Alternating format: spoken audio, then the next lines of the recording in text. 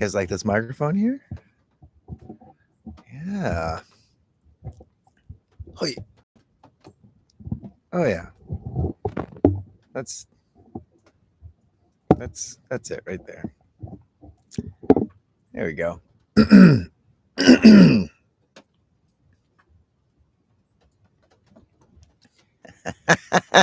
Okay. So it looks like the audio works. But it's not gonna be in mono. Probably not. Probably not. That's okay.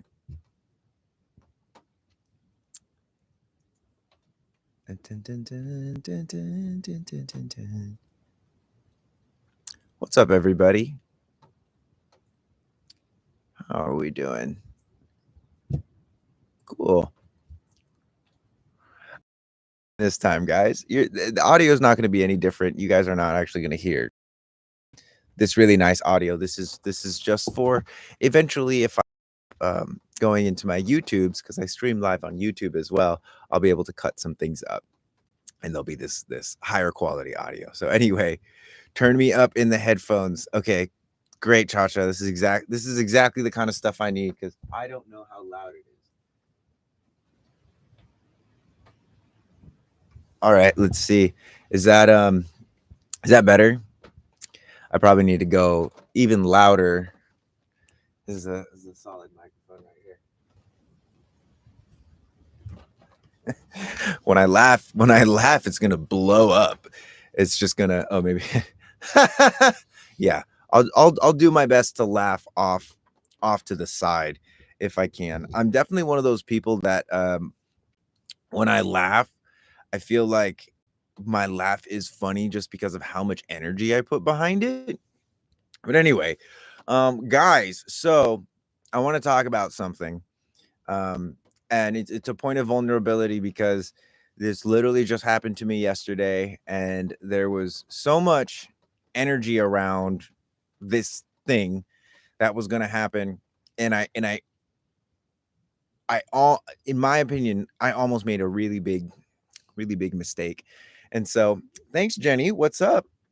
You guys, unfortunately, on TikTok are not going to hear the benefit of this, but when eventually a lot of these recordings get turned into clips and stuff like that, you'll be able to hear. It sounds nice and crispy. If you want it like really crisp and clear, you can go over to YouTube, because I think they're, according to what I'm getting in the chat over here on YouTube, it sounds crisp and clear, which is epic because that's it has to do a lot with what I want to share this morning. And so I have been in my life, I have been the kind of person that likes to rearrange spaces a lot, and uh that's it. I like rearranging spaces a lot. When I was younger, one of the ways that I would process my whatever I was going through, whether it was like grief or emotions. Hi, Miss CJ. Jenny, I can't tap on YouTube. That's funny. You can tap on YouTube, but it's different than here. So, you guys will hear this when it's time. But anyway, I used to rearrange spaces a lot, and then when I started living in smaller spaces, there was a lot less that I could do. And I started living in this small space because I recognized that the level of freedom that somebody enjoys when their like home is like less than 10 by 10. For me, it was a van. There's a certain level of sovereignty and freedom to that, and I loved that. And as I became a father, I went through this metamorphosis of recognizing that like true freedom is not necessarily about having no responsibilities. It's actually more so about meeting those responsibilities. And basically where I'm at, I'm kind of like giving you guys a lot of context, but where I'm at is I was about to buy another bus. I had been watching it on Facebook Marketplace for like 2 months and watching the price go down. And it finally got to the point where I was like, whoa, that's a good price. I'm going to go for it. And so I went through the process of like test driving it and all this stuff. And I didn't realize that it probably wouldn't fit down my driveway. And it's so funny because I went through so much mental gymnastics around this concept simply because I'm very confident that it would not fit down my driveway.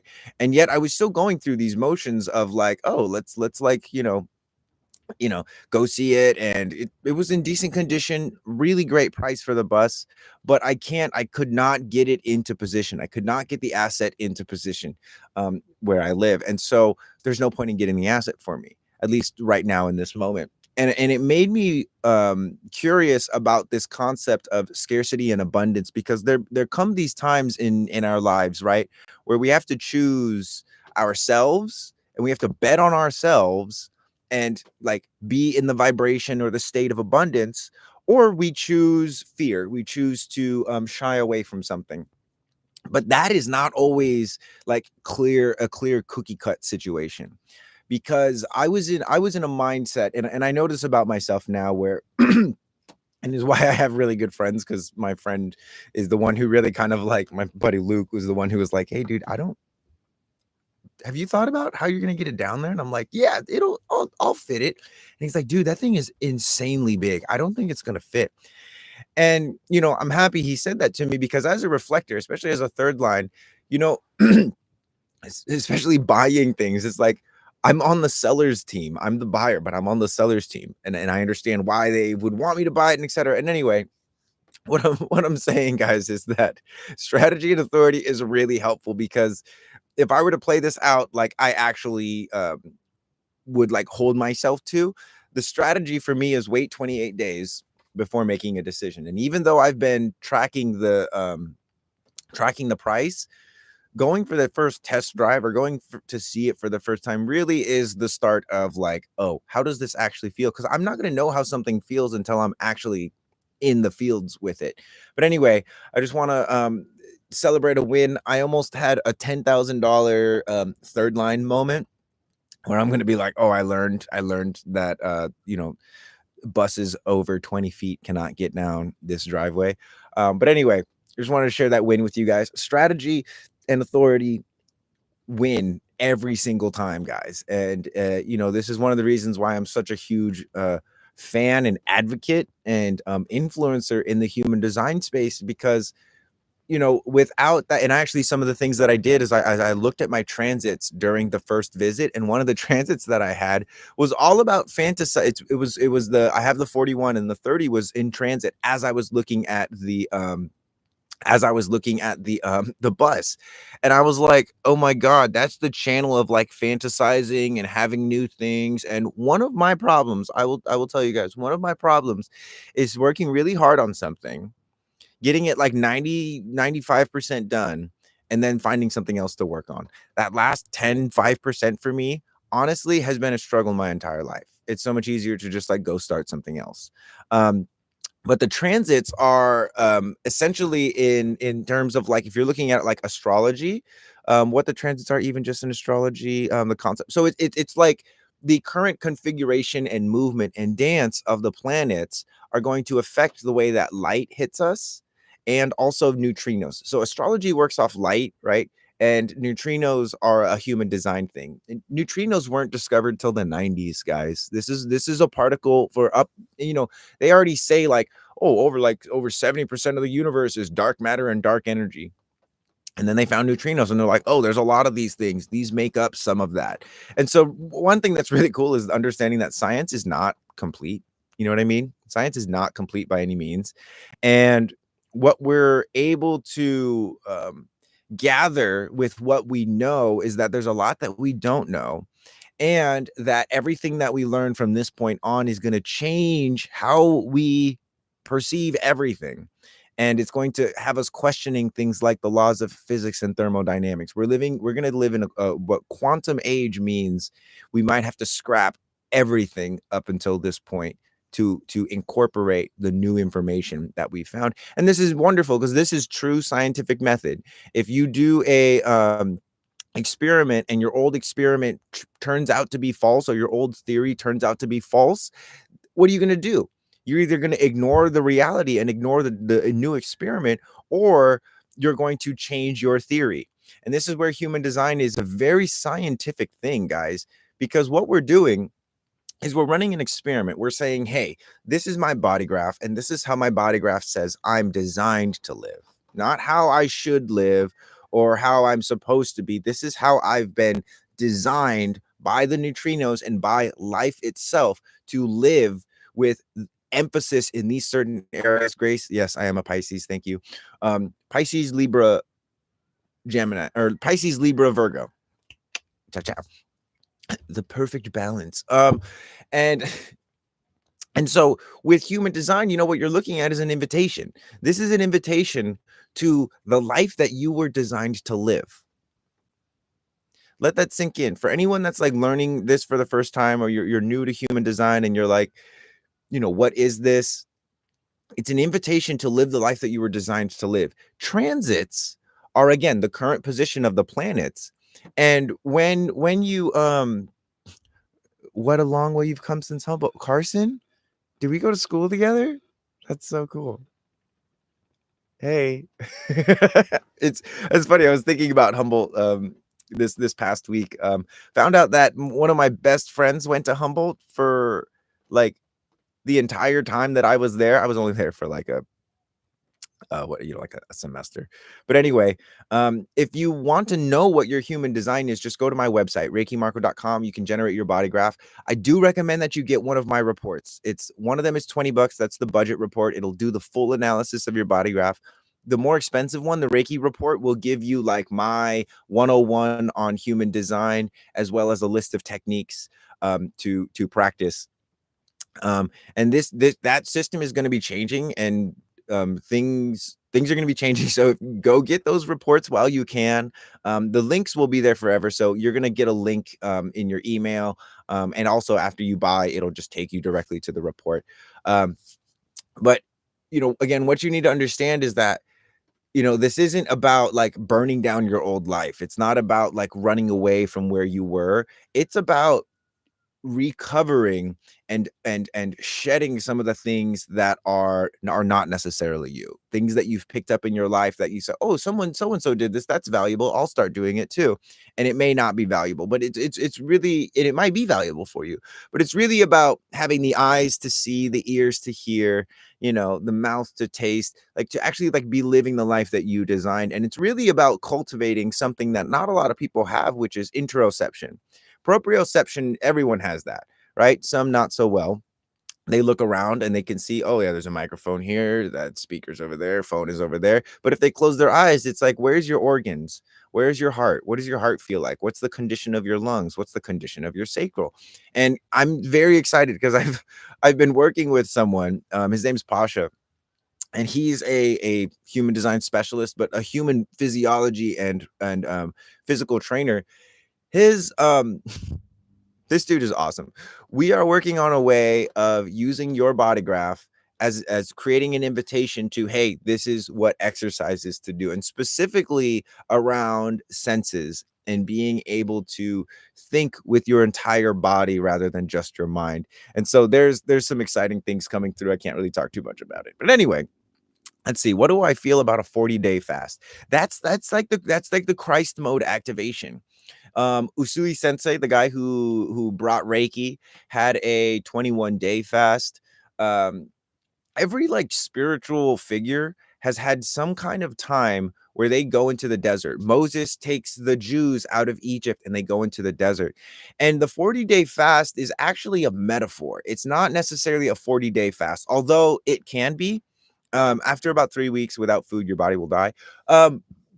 But the idea is that there's a transformation that happens when a person goes from oppression and a conditioned way of being to like living, like to being an awakened being. And that's what you see is like the beings in the 40-day fast, they or the people, the Jews being, or the Israelites being freed from Israel, etc., or Egypt. What's happening is it's the process of going from oppression to freedom. You're not just get the chains ripped off you and now you're free, right? It's not like that. What happens once you get the chains ripped off you is you look for another box to put yourself in. And human design, quite literally, is that new box to put yourself in. But in a way, it's a box to end all boxes because the idea, the difference between like having chains on you and being free is the awareness of what chains on you have, because we always have chains on us. Human beings are not, you can't just like jump and ignore the law of gravity, or just prevent aging entirely, right? And so it's the fasting is actually a metaphor, and it's a withdrawal from everything that you are attached to, one of which is food. And so fasting, I think, is very, very helpful, in the sense that, getting to meet yourself when you're hangry. That's a great opportunity to learn and grow and love yourself, and work on loving yourself, because it's not a very lovable thing. It's very challenging to love yourself when you're like, and your organs know that too. But you don't build tolerance by making life easier for yourself. Okay, you become a more tolerant, resilient person by persevering through hardship. That's it. There's not really another way to do it. um there's no shortcuts and stuff. And so again, human design is one of these like lighthouses or maps where, it's going to give context to, oh, this is why you're struggling with that, or this is an interesting place to, or a promising place to search for that kind of information. And again, what I'm working on, guys, is making human design and actually applying human design easier. And not that I'm not changing the system at all, but I'm creating a curriculum, and I'm going to be announcing it pretty soon, and letting you guys in a little bit more on it. But it's going to take human design from the head space and bring it down into the body, in terms of, these are the workouts to do, these are the exercises to do, to actually bring your human design online within your physical body. It's not ready yet. Currently, it's we're still in transition, but in the next couple months, definitely in 2025, you guys are going to see a massive revolution, because again, this is the promise. We're going to help you manifest your deconditioning process, right? um it this and this Yeah, so this is like probably the most revolutionary thing since human design has been invented, because every iteration of human design that I've seen, like for instance, gene keys, I'm not even going to mention the cosmic human design, but I just mentioned it, quantum human design, all of the mutations from human design have all been still very mental. And we are looking at, like, how do we this is about surrendering to the form. What am I supposed to do? Right? Because you can learn everything, but you still might not know what to do. And yes, strategy and authority, obviously. But what else can I do? And I have pioneered, I feel like, a lot of the practices like sacred calibrations, soundboarding wasn't my idea, but in terms of like, what do you do, I've added some things. But guys, nothing is going to compare to what I'm going to drop on you guys with this next wave of human design. It's going to be a full-on revolution. So uncomfortable soul is shooketh. I'm really getting better to know me with human design. Greetings from the Netherlands, Milan. Hello, my friend. Hello from the Philippines. I'm Filipino. Aloha, ballerina. Yeah, so anyway, guys, just keep tuning in. If you're following, if you're seeing me for the first time, don't forget to follow, because I'm going to be announcing a lot of stuff this during this winter that you're not going to want to miss. So let's see. Your team has completed the first stage of the team quest. Team cheer. What does that even mean? TikTok. Thanks. Okay. Nicole, hello. Hello. I am Hispanic. My father is Mexican, Spanish, and German, and my mom is Filipino. So I got a little bit of both. Um or a little bit of a little bit of all of them. Yeah, and I speak a little Spanish. I speak less Tagalog, but I'm definitely pretty fluent in human design. And that this is where it's exciting, because again, human design is like a language, but unless people are using the language, right? You know what a dead language is? A dead language is a language that nobody uses. And human design is like in its infancy, guys. Human design was channeled in the 80s, and we didn't really even start getting accessibility to human design in my until like probably like, I don't know when the first human design app was created, like 2012 or maybe even later, 2015, etc. My mother is also Mexican and German. Lovely. That's awesome. I love all the, like, how you say, all the mestizo, the mixes. How do you practice self-control in moments of feeling weak? Well, you're doing it, like, if, for instance, if like you're trying to love yourself, you are loving yourself, right? And it's not about, do I love myself completely? No, it's are you engaged in the act of loving yourself? Attempting to practice self-control in moments of weakness is practicing self-control. You might just not be very good at it. So there are some things that you can do, though, that will make you better at, I call this command, right? Because I can't control my awareness, but I can command it. And the reason I say I can't control it because I don't have complete and utter control over my awareness. When something enters into my awareness, there's an unconscious part of me that's like, what is that? You know what I mean? Um, and that can be trained out of you with like years and years and years. I mean, maybe, but the reality is like, you don't control your awareness, you command it. You give it a command, and then it follows the command for however long it follows the command until you have to command it again. Now, what I'm talking about here is the ability to tolerate situations, right? Which requires inner strength. The way that you cultivate inner strength is by exposing yourself to situations, for instance, like situations that are not necessarily normal to you, right? Like, for instance, a kid growing up who has never seen a robbery at 8, 9, 10 years old, seeing a robbery will be shook. But the kid growing up who's seen robberies and seen shootings and stuff, he'll see it and he'll be desensitized.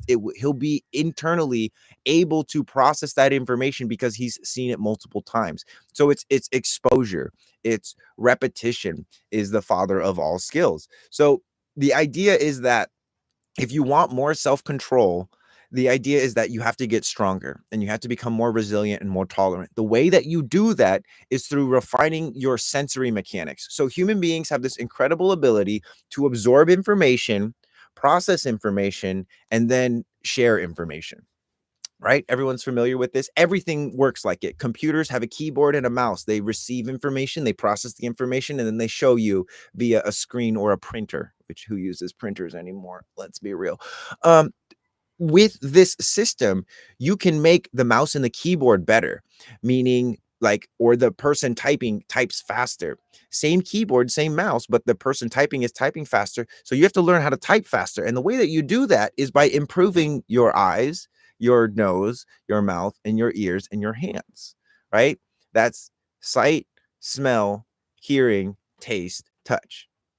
Right. And so you improve your senses by exercising them. Okay. So, like, one real quick exercise that we can do, this is probably one of my favorite exercise, is you're going to take your shoulders and you're going to shrug them up.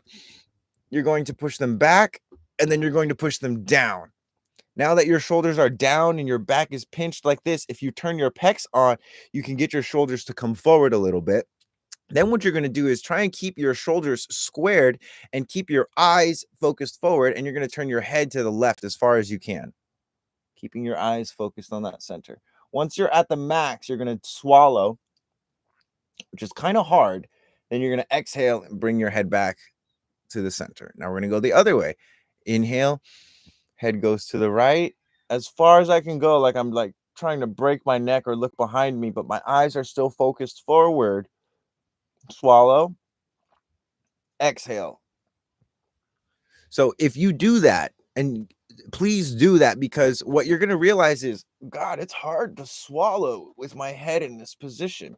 And this is it. You live most of your life in this position, right? And every now and then there's moments where you have to exercise self-control and you feel weak and things are intense, and it's this position right here. You're not normally in this position, same as you're not normally in that position where you feel weak and you need to exercise self-control and things are intense. Like, for the most part, right?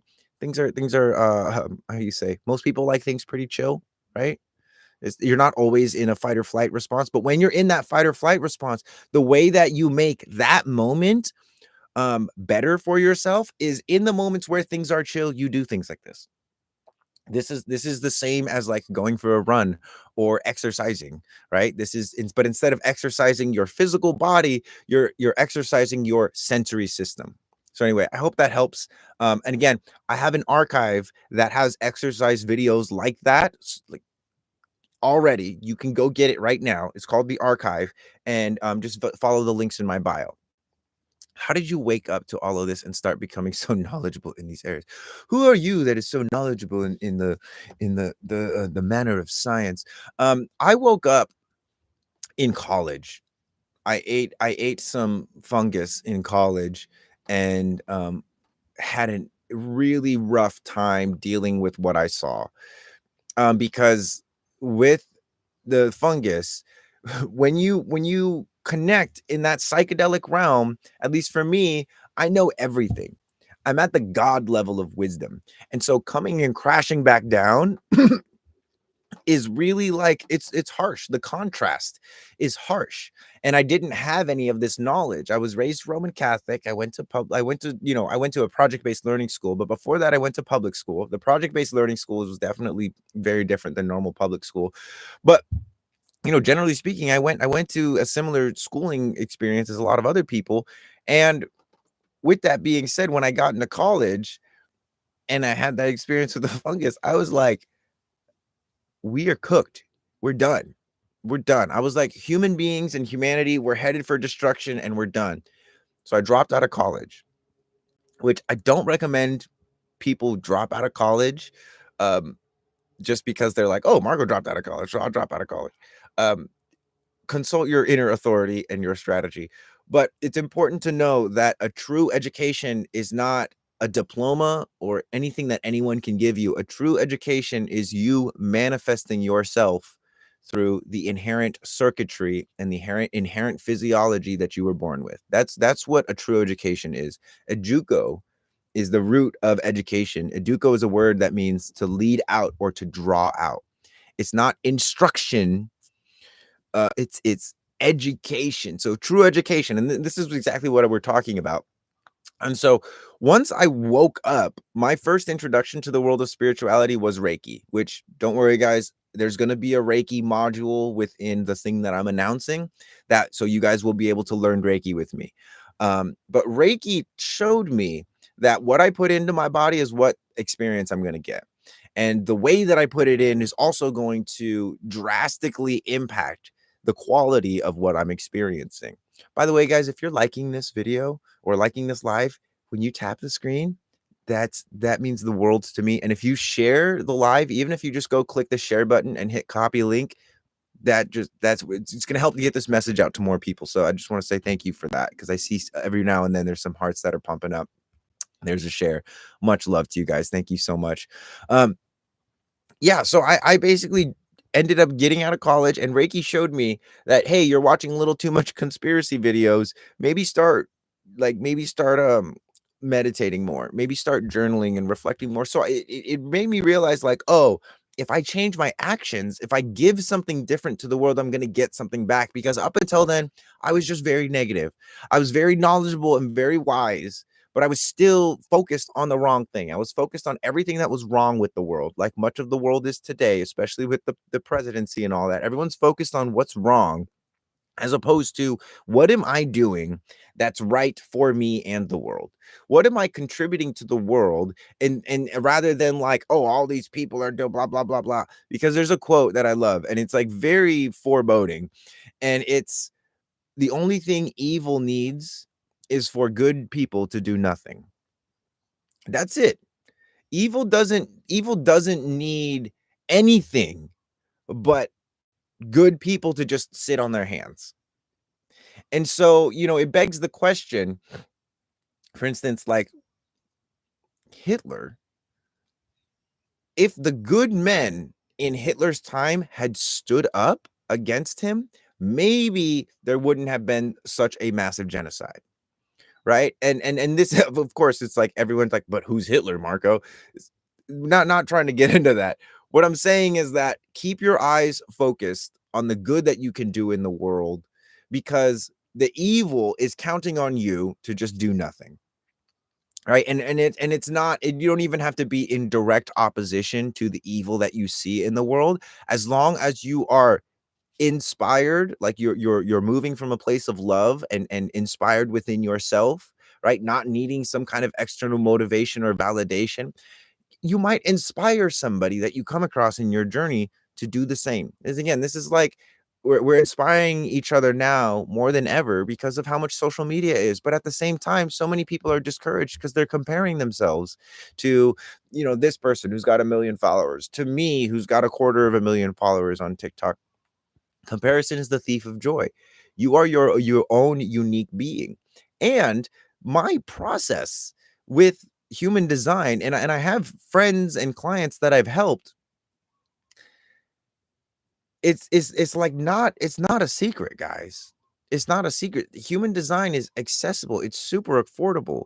There's a method. I've just been doing human design and Reiki. And so shortly after I got my first Reiki session, started pouring love back into myself, pouring love into the world. That's when I got introduced to human design and I started experimenting with human design.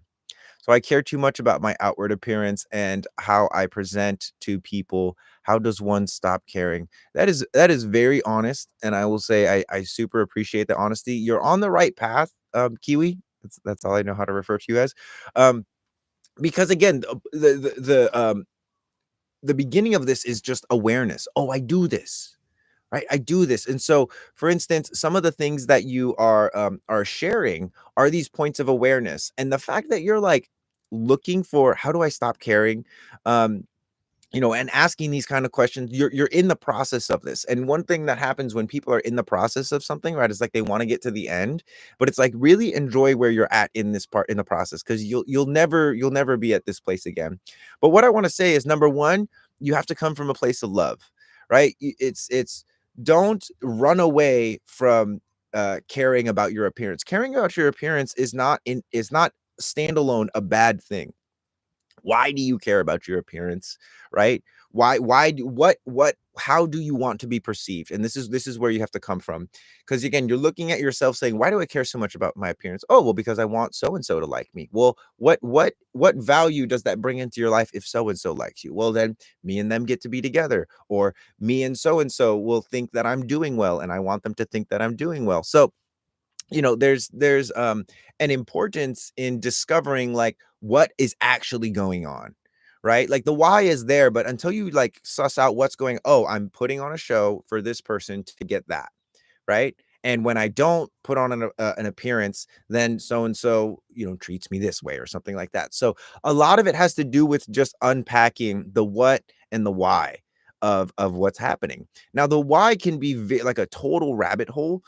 So I like to focus on the what personally, because I've spent a lot of time focusing on the why. Some people need to focus on the why. Some people need to focus on the what. Depends on where you're at in the journey. But at any point of the journey, you have to discover like and figure out where you're resisting what's going on, right? Like part of you is resisting this how you say uh well, I'm just gonna not give a fuck, right? Right? And like to what end are you resisting that? And the more that you discover where you're resisting it and why you're resisting it, like, oh, well, because if I stop giving a fuck, then me and this person won't be friends anymore. Or I won't be able to do this thing that I really like to do. And again, recognizing that life is 100% an experiment, and you are the only scientist in this experiment. There are other scientists, but you are the only one responsible for this experiment. So why is often answered by our critical self. Exactly, which is like why I like to use the critical self to answer the what. And when it comes to why, the question or the answer is always the same. The reason you went through that is so you could learn how to love and accept the truth. That's it. I mean, for me, that's it. It's this whole experience is just about um being the embodiment of love and being the embodiment of truth, which means you have to accept the truth about where you're at, right? For instance, if you don't love your body enough to stop caring about what other people think, or you don't love something about yourself enough to the point where you can let go of what other people's opinions have on you, that's where you're at. And what you really need to start doing is just pouring more energy into yourself and cultivating love. Like love is cultivated. Love is care. How do you feel about circumcisions, Alex? Total curveball, bro. I love it. I think circumcisions are a very it's like castration almost. I think circumcision is it's like a 12 tribes kind of thing. It's an old Abrahamic kind of thing, right? Where it was a tribal thing. If you were a part of this clan, that's what you did. It's the same as like getting a tattoo. But specifically, and where we're at now with it, we've lost connection to that tradition and why we do it. Now it's like, oh, it's a hygienic thing. It's like, okay, but why else? Because it was formed as not only a hygienic thing, but it became like a tribal thing. So um circumcision, personally, I'm like, when I have a boy, I'm not gonna do that to them.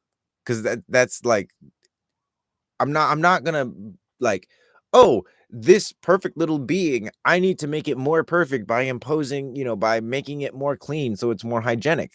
Because it's traumatizing. It's traumatizing. So, can you speak more on relationships, why they become toxic? Why do certain people like to have control?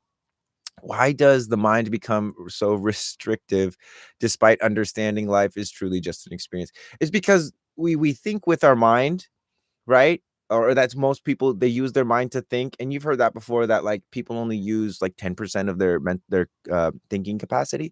That's because the rest of your organs think too, but until you lace them together, it's you can only think with your mind, which is it's very easy to overload the mind. The body can take a lot.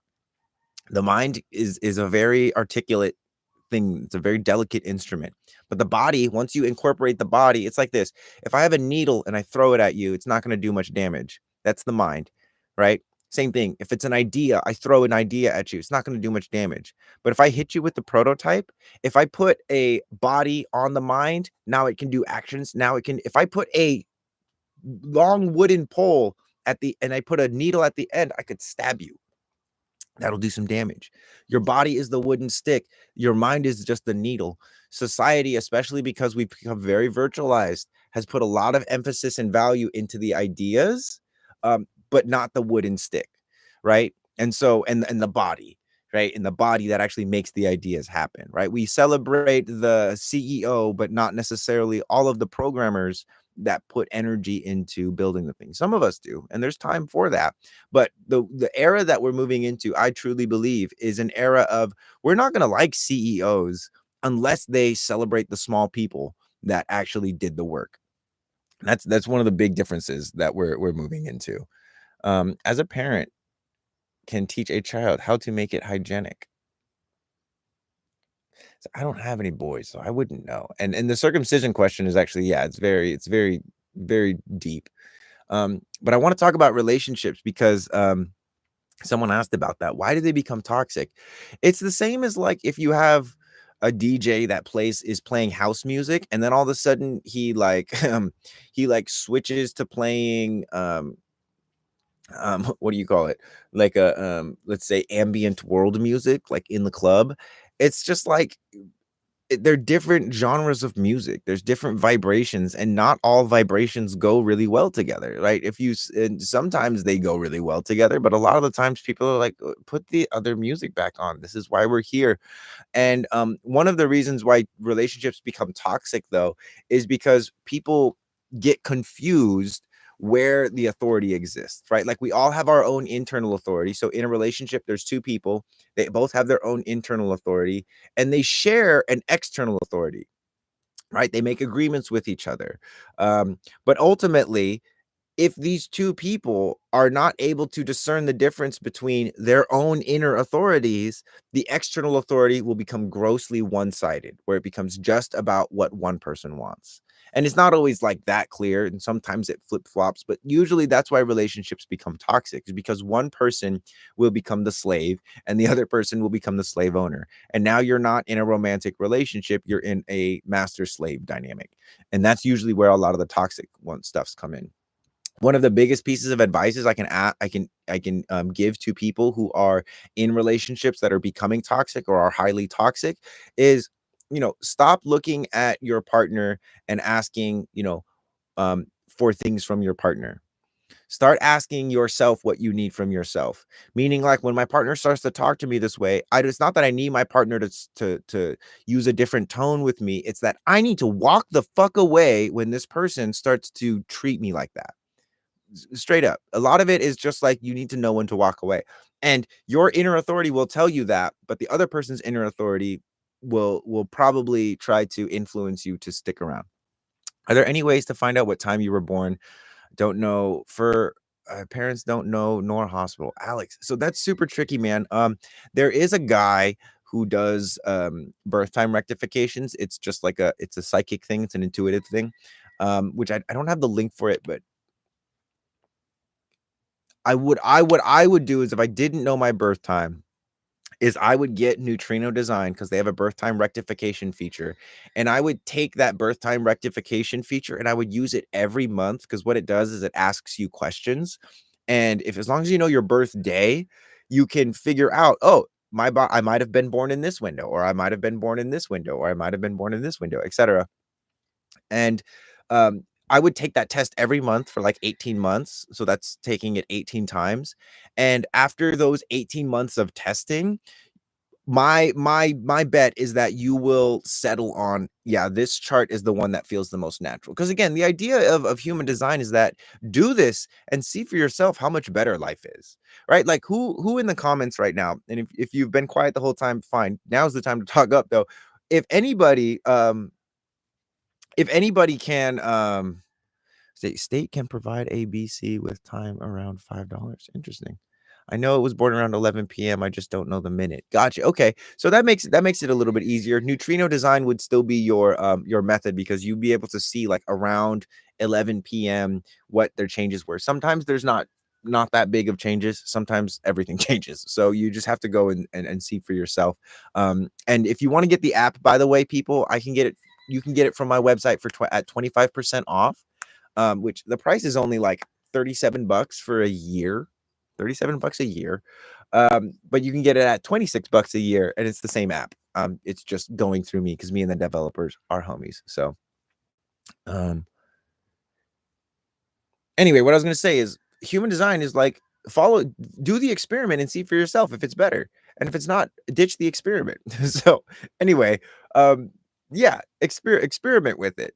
And if you don't discover what's natural for yourself through the experiment, you just weren't doing the experiment. Like a lot of people give up on the experiment. I was gonna ask if you have done the human design experiment, like if you started using your strategy and authority, and your life has gotten better objectively, and subjectively, but primarily like if your life has gotten better because of using human design strategy and authority, drop it in the chat. And then say, do bad people exist, or is it just the trauma experiences that lead them to do bad things? I don't think bad people exist. I think people do bad things. I think people do things that are harmful. And I also think bad is how you say, it's on a moral spectrum, right? Good and bad. Well, the angel for you is a demon for your enemy. And the angel of your enemy is a demon of yours. And so recognizing that, again, like I was saying with the music, and especially like for instance, you ever had a situation where you're playing music and then someone walks in also playing music and they don't stop their music, right?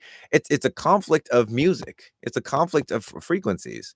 And so bad things happen when people are unaware of, again, themselves as an individual. They're either not taking accountability for their actions or they're not holding other people accountable for their actions and the impact that it has on them.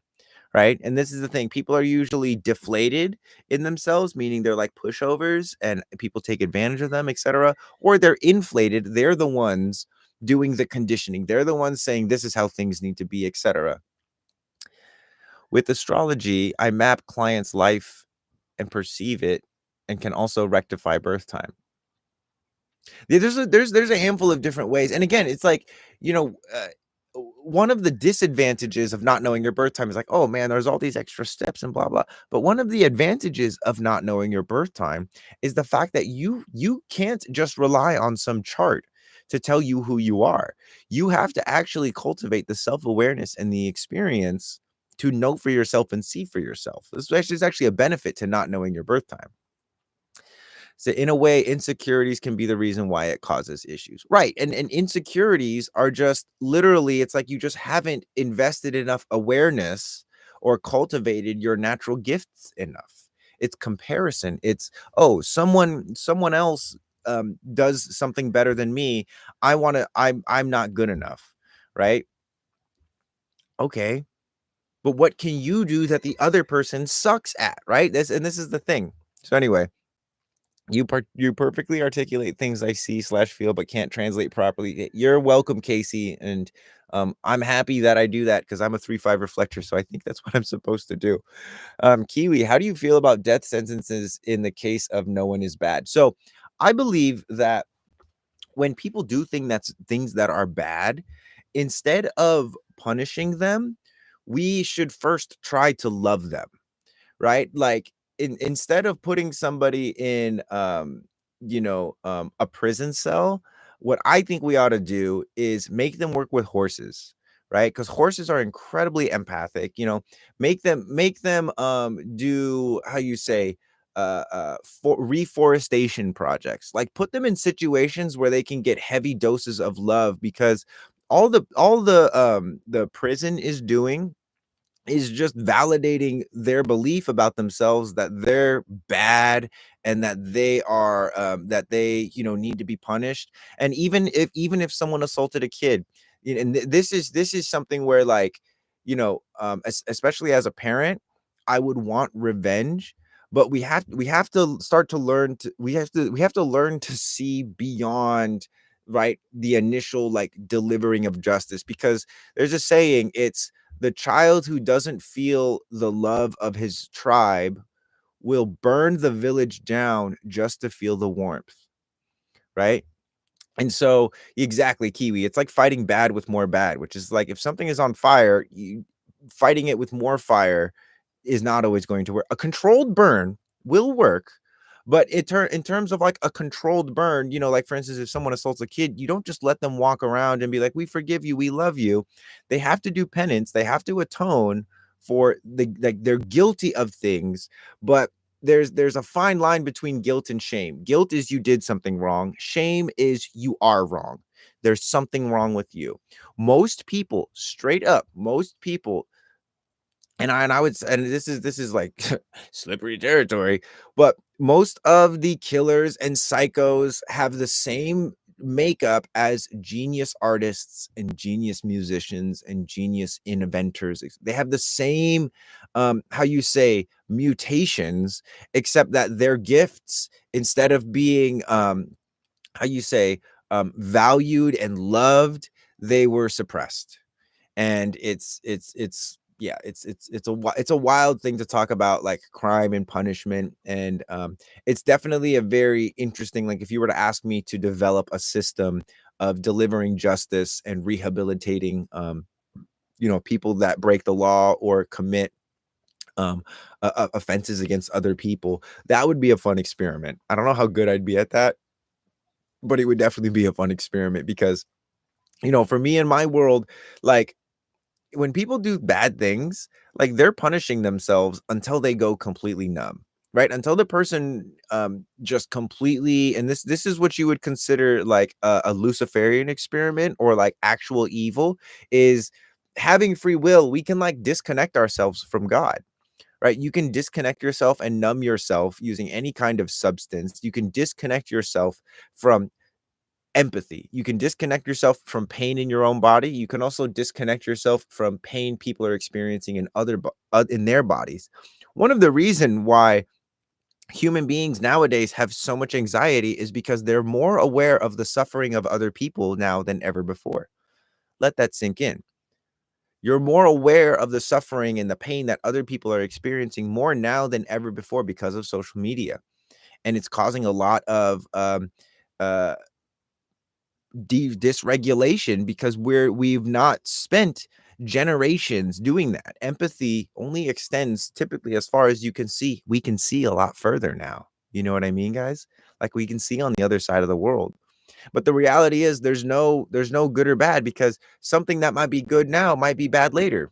right? Like there's a bad person now, we sentence them to death, we kill them, and then they come back 10 times as worse in a child who, is, I don't know, inherited like millions of dollars. And then their soul is just angry because again, the village punished them. And if you look at like actual tribal civilizations, like their forms of punishment, it's not, it's like they'll like put the person in the center of the tribe and they'll have everybody tell them what they love about them. It's different. There's actual rehabilitation. Um, and this is I think this is a symptom of Western civilization for sure. It's like you don't drink water till you're dying of thirst. You don't start praying until you're on your deathbed. We don't start enacting these rehabilitations until someone has done something wrong. And this is something that, naturally, like we're just with just the awareness of it alone, like we're going to find more answers. I don't have the answers, but I definitely can celebrate the questions, because questions are part of the magic of life. Generic question: what's your take on what happens after death? So I believe after death, your physical body and your etheric body, which is the electricity in your body, return to the earth, and your mental body, your auric body, and your emotional body, as well as your soul, which is hopefully the matured version of the ego that you were born into, those two pieces like basically lift off and they return to the sun. And that the sun is actually this sort of, how you say, recycling plant, if that's a weird way to put it, but it's like it's this like portal that leads to a greater dimension of life. I can't really explain much past that. But what I can say is that if the soul leaves the body in a good way, and the good way is 3 days of laying on their back, looking up like a dead body after you die, and put this in your will, because people won't do it unless you put it in your will. Get yourself to just lay on the ground face up. Give yourself 3 days to let the body like reassimilate to source. Prana, what's that? And I actually learned this from Prana. He talked to me about or he told me about the death process according to human design. And the death process according to human design is basically that if you don't have it's called a bardo. And a lot of like really important people get a bardo, but us common folk don't get it as much.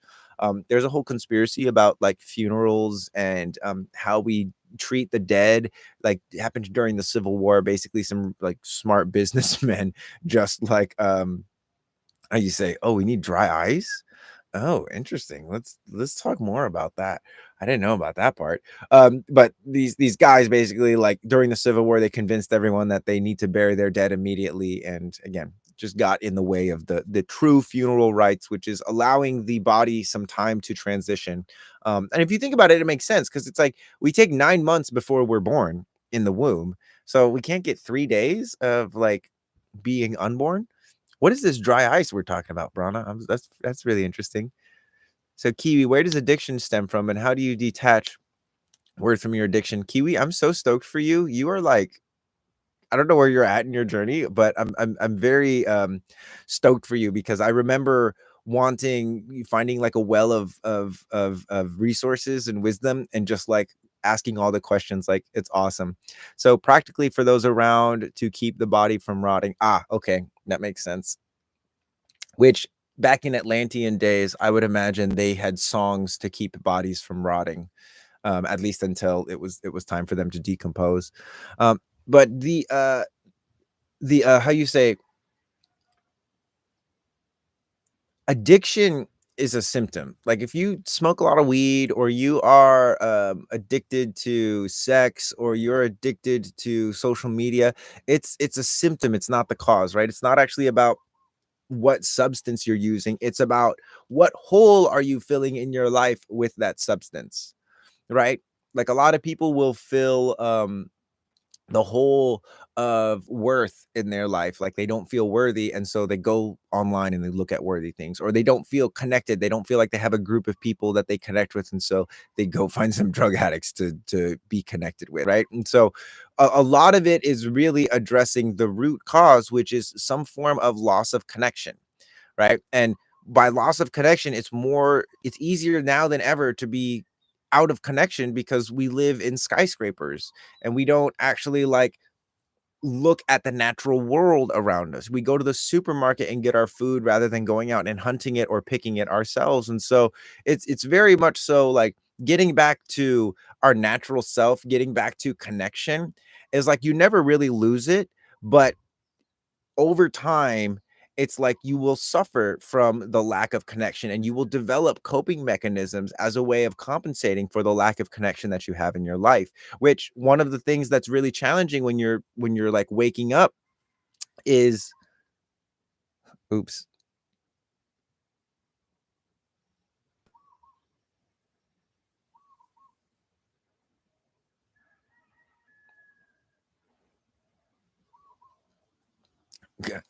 TikTok restricts me whenever I start talking about substances.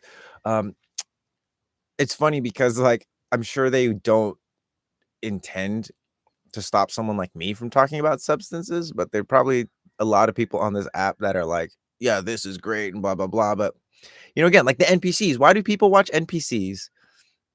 Right? Why do people watch um you know um ASMR, right? And nothing against NPCs or ASMR, but like, why would you be watching ASMR when you could just sensationally engage with your own microphones in your ears? Like, right? Like you could listen to music, you could go out and touch grass. Anyway, how should someone lead their life to be connected to themselves and the world? Well, quite literally, like when I learned Reiki, one of the first things that I started doing was touching my body. Right? Like I'd set my intentions and then I would like put my hands on my body and I would just do this and I would breathe and I would become aware of like, the part of myself that's like, is this working? Is this working? And then there's like a sensation. I'm like, oh, that's interesting. And then the sensation goes away. It's like, oh, I guess I'm not doing it right. And then over time, you cultivate an acceptance of like literally me touching myself. And it's funny because my stomach is gargling right now. But me touching myself is me connecting with myself, right? And but everyone wants like, oh, but what is the this and the that? Like people want it to be more complicated than that. You connect with yourself and the world by connecting, right? By how you say if I had some grass, I'd go touch some grass, but like putting your feet on dirt, this is connecting. And so what you want to do and the way you ought to lead your life if you want to feel more connected is you ought to create a structure for yourself to connect. Right? Like when you go into school, you're expecting to get a diploma, right? But if you don't go to class and you don't get your credits, you don't get your diploma. So when it comes to connecting, if you don't make the time to physically connect with yourself, mentally connect, you could journal. Journal is connecting with your mind and your emotions. Letting yourself cry and move through emotional waves is one way of connecting with your emotions. Accepting things like I really wanted this to happen, but it didn't happen. All that, like allowing yourself to feel the things that are going on inside you might and it might ask of you to stop seeing certain people or to stop doing so much activity and spend more time being like a kind of like a spiritual hermit and like learning and connecting with yourself. But again, it's well worth it. How do you feel about religions and believing in a god? I think religion is like a tribal worldview in the sense that religion helps us to establish a set of morals and values from an objective point of view, right? Saying something like, God says this is the way you're supposed to live, makes it easier for a group of people or the masses to agree on some kind of morality. But religion is a tribe. It's a set of beliefs and morality. And one thing that you have to recognize about a tribe is that a tribe is composed of individuals that all maybe agree on certain moralities. Like across the board, I agree with a lot of the morals that most religions preach. Um, and a lot of them are exactly the same morals and exactly the same ideals. How they execute them is a little bit different and it's based off circumstances. And it's like, yeah, of course, right? The core of revelations of all world religions fit within the HD um is that prenatal sequence? In the sense of like a birth sequence? Man, Prana, we've I miss this where you would just drop these jemmies on me. How do you believe life and the universe came into existence? That I don't know. I have the Big Bang theory is one theory. Um, but I really like the Tolkien theory. I like to believe the world was sung into existence, especially because we live in a world that is all vibration and frequencies. I think it's a song. I think it's source or God or the totality or whatever is the dimension above us that is looking at us like the way we look at ants. Like look at these ants. They have no idea that I'm watching them, that I'm.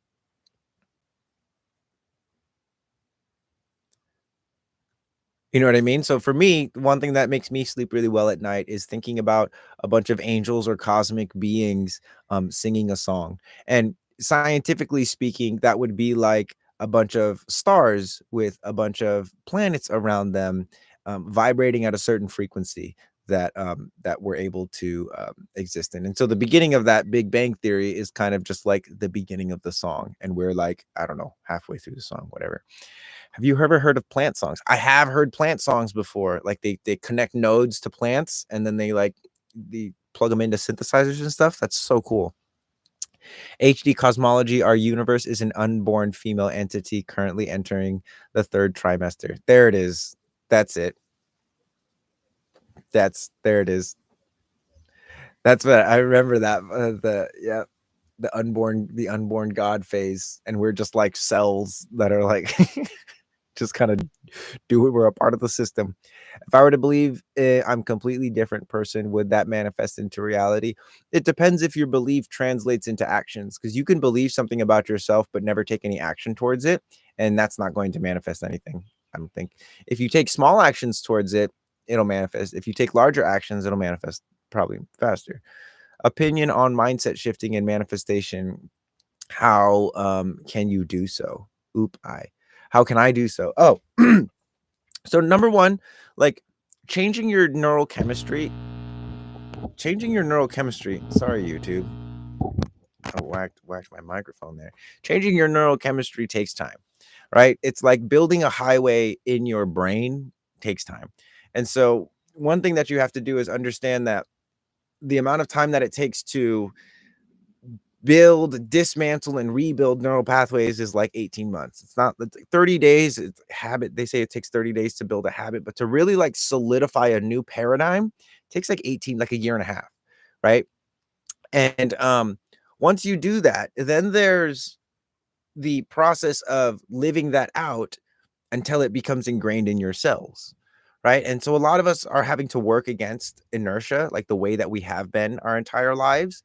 And so primary thing is like be patient with yourself and give yourself the grace of time to change your mind and manifestation, because what you're manifesting, because for instance, a lot of people will like start a meditation practice and then after a month they give it up because they're not enlightened. And it's like, dude, you've been like ignoring your problems for 30 years.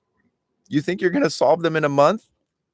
Anyway, do you believe that life is just here to teach you lessons and help you into what you need to be? Hmm. Oh, so true. You're eating me up. Yeah. So that's what I would say is I would say just be patient. And same thing with human design. People look at human design and they're like, I want to learn everything. I'm like, you do not want to learn everything. What you want to do is you want to start using the things that you should be using at the beginning that are actually going to help you, instead of wasting your time trying to learn everything. Like, how are you going to talk to me about anything other than strategy and authority until you can like successfully implement and recognize your strategy?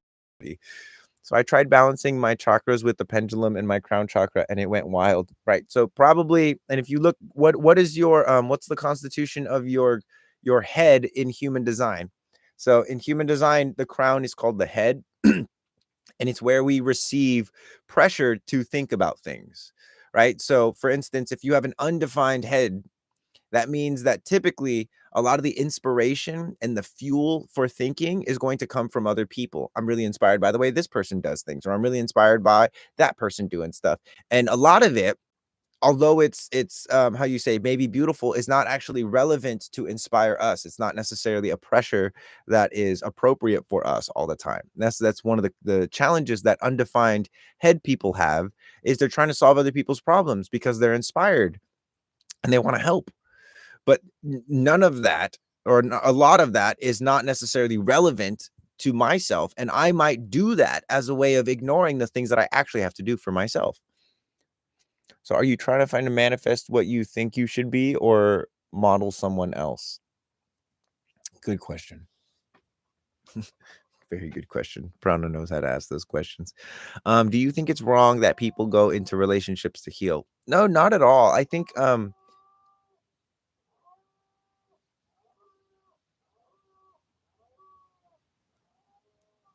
sorry, I just this microphone is so good. I heard like a cow or something going off.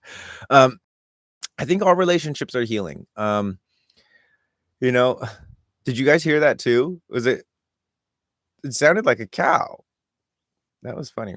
On my throat chakra and sacral chakra, it was slightly moving and then it stops dead. What does that mean? Well, it means that probably means like the movement is slow in there. Go save them. Okay, great. So I was making a video earlier and the canopy over my bus snapped and I had to go outside and it was raining so hard and fix it. And I rigged it. It's not like fixed. But dude, that was wild. I don't have cows, which is really funny. Yeah, anyway, but there could just be a cow wandering around. This is Maui, so, chickens and cows are abundant out here. We have horses, but no cows. We have goats, lots of chickens, some pigs, no cows though, which is a bummer. Like, I'd love to have a cow, get that raw milk, that'd be awesome. Um But the healing in relationship, that's an interesting question because, like, why do you wanna talk about that? Why'd you ask that question? Just out of curiosity. If you wanna share, you don't have to share, but I am curious. Um, again, I think all relationships are going to show us where we're at.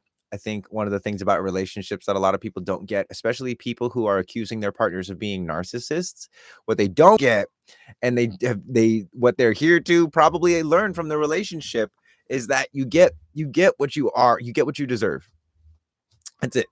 You get what you deserve. Your vibration determines what you attract, right? You're not going to attract a shitty narcissist manipulator unless you yourself are like the victim already, right? You're not, yeah, that's kind of something that again is harsh, but it's definitely something that I see a lot when people start talking, throwing that word like my partner's such a narcissist. I'm looking at them like, you're a narcissist. You're also a narcissist, right? So anyway, how does someone stop depending their happiness and entire life on other people? Well, it's just a little bit at a time or everything at once. You know what I mean? The mirror is loud. This mirror is very loud.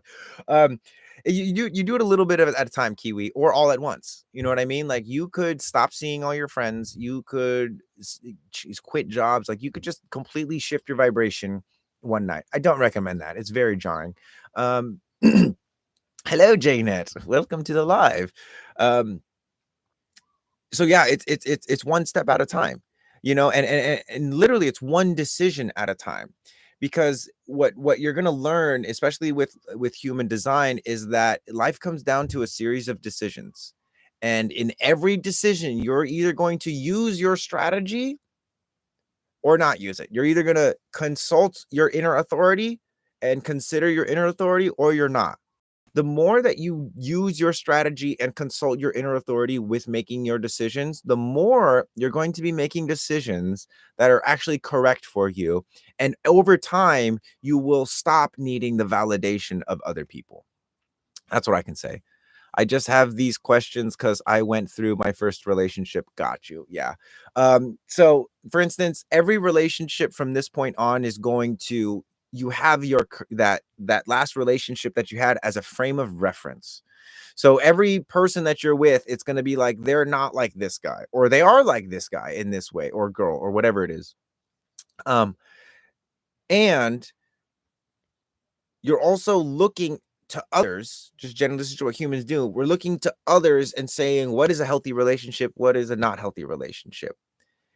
What you have to learn, what you get to learn how to do in this life is set your own standards. Is to say, this type of communication, this type of relationship, this type of dynamic works for me, and this type doesn't. You only learn that through trial and error. You are going to really focus. I really want a person that is really into their health and into their spirituality, but maybe they're, um, how you say, emotionally dismissive, or they're on a mental high horse. And then now you're like, okay, I want someone that's not on a mental high horse. And so I don't care about the spirituality stuff. So in life, you're going to adjust your standards, right? And every relationship can be, let's see, every relationship can be healthy with awareness of its mechanics and communication. 100%. I don't think there's any such thing as like a bad relationship or a bad fit. It's just a refusal for two people to actually see each other, or a refusal or an inability for the individuals to see themselves. Like, you know how like they do celebrities, they're like Brad Jelena, they mix them together. That's kind of what happens when you spend a lot of time with someone. The lines between you become convoluted. That could be perceived as intimacy, but interdependent intimacy is being able to be intimate without losing connection to yourself, and that's the relationship that we all aspire to have. Yeah, like we healed each other to a certain point, and I value that. It was just hard to communicate. We were IDR, LDR. What does LDR mean? I'm not hip. I don't know that acronym. Um, but yeah, so every relationship is going to have healing. Long distance relationship, right? Okay, that makes sense. Um, yeah, long distance relationships are hard, for different reasons than an in-person relationship would be. Let's see. Kiwi, are you a manifester? That would be very appropriate if you are a manifester. The manifester type, the aura type, is a repelling aura. So you have one of your energy centers that is providing you your throat with energy. Yeah, okay, that makes a lot of sense, Kiwi, of course. So a manifester has a repelling aura. It's like you're a kid in a pool and you're just constantly making waves, right? Um, this strategy for a manifester means that you're here to inform and initiate, which is like, let people know what's going on inside you and what you're about to do. Um, don't wait for people to ask what you're going to do. Right. And it's the equivalent of, like, one of the best examples I've heard was like, let's say you're in a car and you're about to drive off. Right. Your strategy is going to make sure that you don't run people over, or you don't leave people behind that want to be in the car with you. Right? The manifester is very much so the only type that's here to manifest, right? A good case on female manifester: watch Netflix documentary on Martha Stewart with her chart in hand. Dude, I love that. Wow, that just gave me a really good idea for some case studies. Um, Dude, such a good idea. Kiwi, go watch Martha Stewart on Netflix and run her chart, which you could probably just Google Martha Stewart's birthday and then just plug it into my body graph generator. Or if you're in the Discord, you could probably find her. I think Prana has a whole library of celebrity charts, right? Is that on the Discord still? I haven't been in the Discord in a minute. I like tap in every now and then, and I'm like, I'm back, but I'm not really back.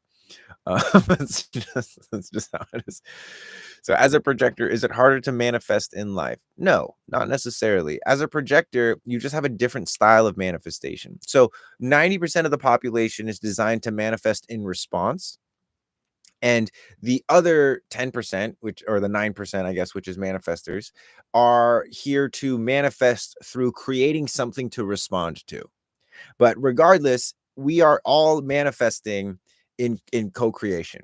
And what we're manifesting is an external reality. We're manifesting collective norms. We're manifesting tribal norms. just norms that are like in a smaller container, specifically like combinations of penta units, which are families basically.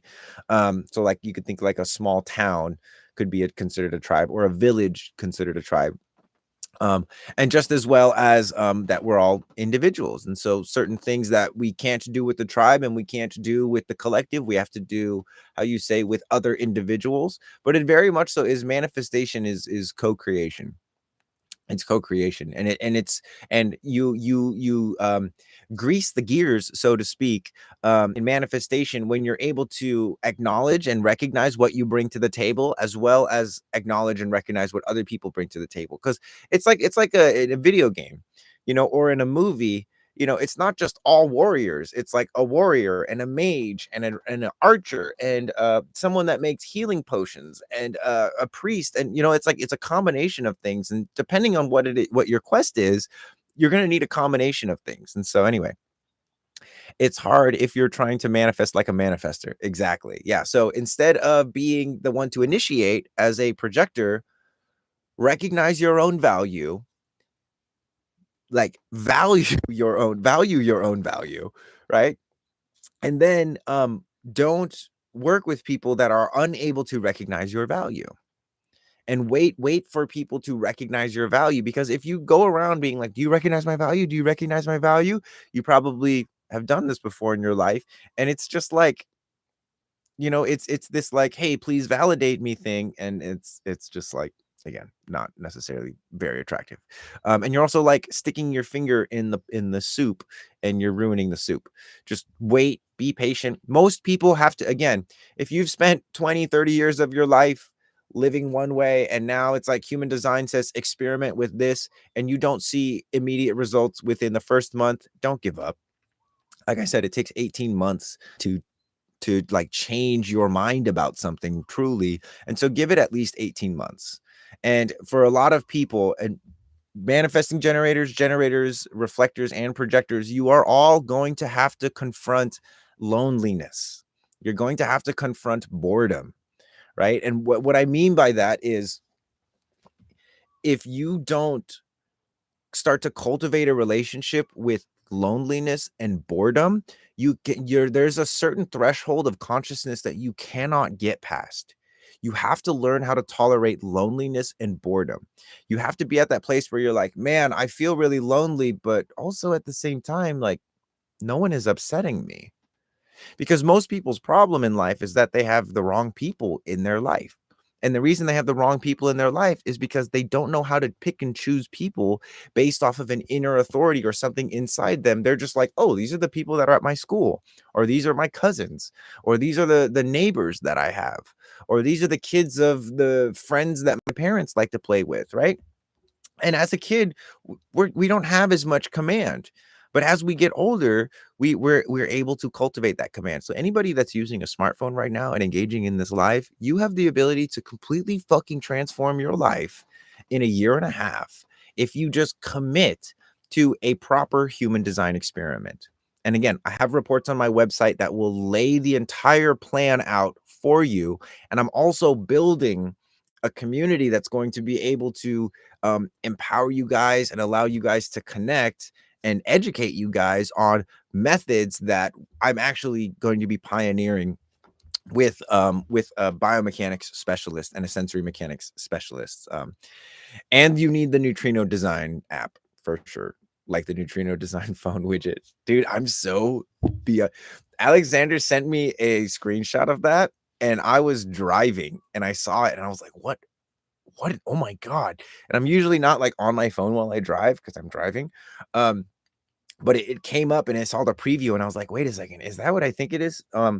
Yeah, it's also very important to have a piece of technology to help you, which neutrino design again is the best. If you already have it, you already know. If you're using any other human design app, cancel your subscription, get on neutrino because it's literally the best. The app works for Androids and iPhones, but what Prana's talking about is there's a new feature coming out um, for iPhones, which you'll be able to have a widget on yours. I imagine that the Android version is not far behind, but it's kind of usually how it works is the iPhone parts get developed first, at least in our flow or in Alexander's flow, and then the Android support comes. And so yeah, there's going to be a widget, and you can view, your body graph with the transits alone. There's some features with it that are you guys are going to be really excited about. So anyway, if you want to get that app, it's on my website at 25% off. Alex has iPhone. Yeah, that makes sense. So he's testing everything on his phone. That was fun. I was making fun of him because I could also see all the apps that he had, and so I was teasing him a little bit, but um yeah, guys, great live. Piranha Man, it's so good to have you in here. I miss those Discord days where we would just like do these AMAs. Maybe we can start that up in a different way. It's not that I don't like Discord anymore. I've just been more focused on building something else which has elements of Discord in terms of like a community, and also it's just taken on a life of its own. That was like an experiment for me. I never intended it to be like a place for education about human design, more so for people to just connect with to connect with how you say other people from like in and using the human design language. I think you can call into my live, which I'm down to try it if you want to try it. Totally up to you. Because yeah, I mean TikTok is definitely get a lot of audience here on TikTok, as opposed to YouTube. YouTube, we've got 6 people on YouTube. What's up, YouTube? Growing the YouTube slowly. I love YouTube. Definitely TikTok. There's so much more. Like TikTok's algorithm in terms of like who they show the lives to is just so much better. At least for me, I get a lot more engagement in the TikTok lives. But yeah, I think you definitely can. Like I can, and I'll go ahead and just. I wonder if you can co-host with me.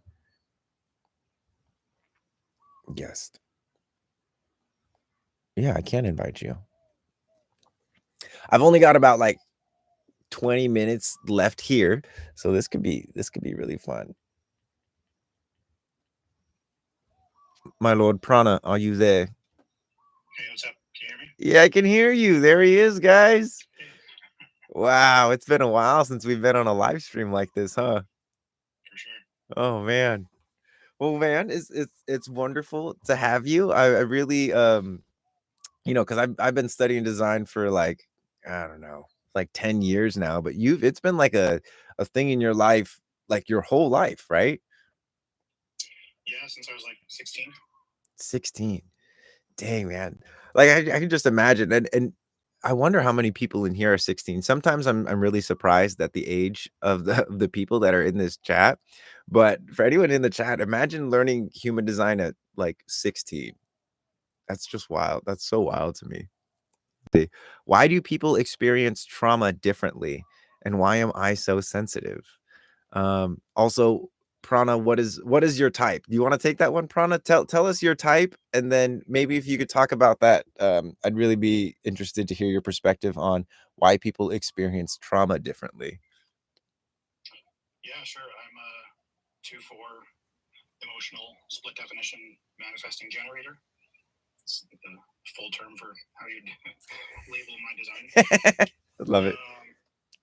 Yeah, everyone's designed differently, and especially through the openness, right? That's where we're going to experience other people and events and how other people are impacting us, and the trauma that we experience is probably going to be felt most deeply through those open areas, open channels, open gates, and right, our mind has trouble with that inconsistency.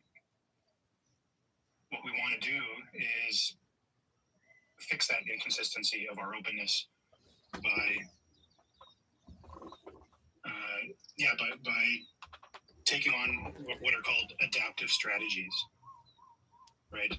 The way we deal with something that's inconsistent, like a solar plexus here that's open, for example, right? Here's somebody who's going to be really uncomfortable with particularly negative emotional experiences. because they don't have a consistent way of dealing with them. So that's why we call these the strategy of the solar plexus the avoiding confrontation and truth. Right. Yeah, I don't know if you want to take that anywhere. Yeah, I mean it's like you were saying, everybody is designed differently, but even though you may have the same design as somebody, you're going to have a different life experience. And so, so much of this is, not about changing how you are and like solidifying those adaptive strategies, but to really accept like your sensitivity is a superpower. And they're saying the way I deal with emotion is something I no longer resonate with. It's almost ingrained. However, I don't want to do it anymore. So you're literally talking about that kind of adaptive strategy. And the way you switch it is, it's number one, really accept it. It sounds like you're in the process of accepting it because it does something for you. Like one of the things that I do when I work with people is I try and get them to see like what was the utility, the function, the benefit of doing things the way that you did them. Because having an adaptive strategy is not a bad thing. But like you're mentioning, and like Prana was saying, like when it becomes ingrained in you, that's when it becomes problematic, simply because you're designed to like experiment with different strategies, not necessarily ingrain one into your way of being. And so the more you accept that fact that, hey, I'm not going to have a solid, consistent way to deal with my emotion, part of that for you is going to be experiencing some different ways, which is like you're out now as a manifester asking people, hey, how would you deal with this situation? Like you're really doing it right now, Kiwi. Like one of the ways that I handle negative emotions, and one of my favorite ways to do it, doesn't always work, but I just like jump up and down and then I go sprinting. And pretty much for like 90% of my like emotional problems, it helps me to process them in a way of like, okay, I see what I'm avoiding, or I see what I have to do, what I have to do next. And so one of the things that I would definitely recommend trying is, and it's funny because it's like run away from your problems in a way, but psychologically, like one of the issues that we have is like we're too close to our problems. It's the same thing as like artists when they're like so close to the work, they can't see the impact, they can't see what the next step is, and it's because they're so close to it. So it's getting some distance and running as well helps to just moving forward, helps to lower cortisol in the body, so lowering the stress. Because again, like this is an experiment. And so the more how you say you can enjoy the ride, the less focused you are on the destination and getting there, like life is going to be a lot more enjoyable. At least it has been for me, because I have all undefined centers, and it's a unique experience. Because I gather a lot of like my childhood, I felt very safe and protected as a child. And I know that statistically speaking, not a lot of reflector children felt safe and protected and valued and loved as children. And so already reflectors are like 1% of the population. The fact that many of them probably solidify these adaptive strategies, or they, not self behaviors in their undefined centers, which is all of them. I'm grateful to like be here now, because I do know some reflectors that have a lot of in what do you call that, familial conditioning to work through. Mine, I still have familial conditioning, no doubt, but definitely, comparatively speaking, in terms of like the impact and trauma, I'm very blessed, so I'm super grateful for that.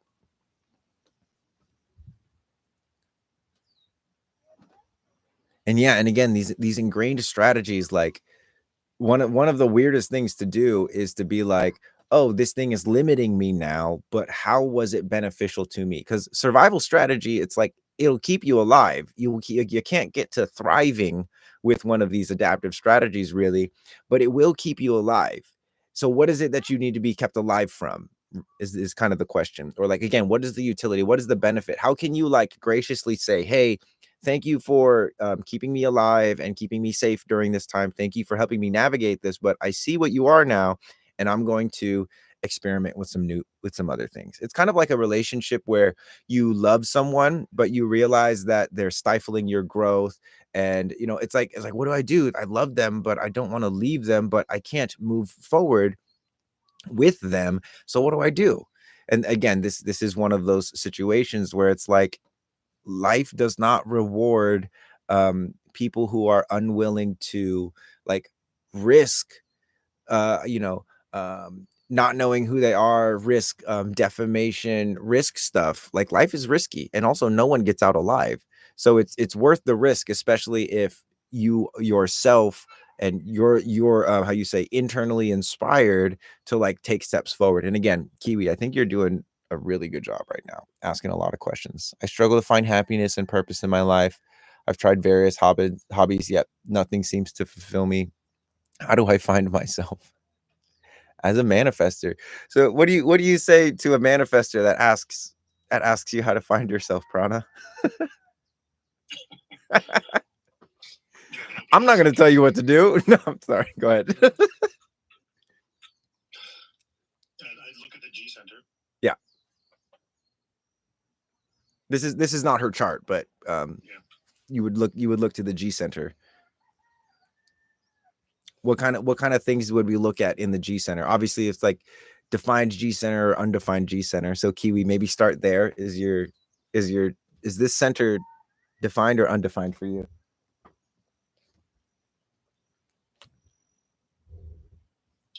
Because if it's undefined, people with undefined G centers will never have a consistent sense of feeling themselves.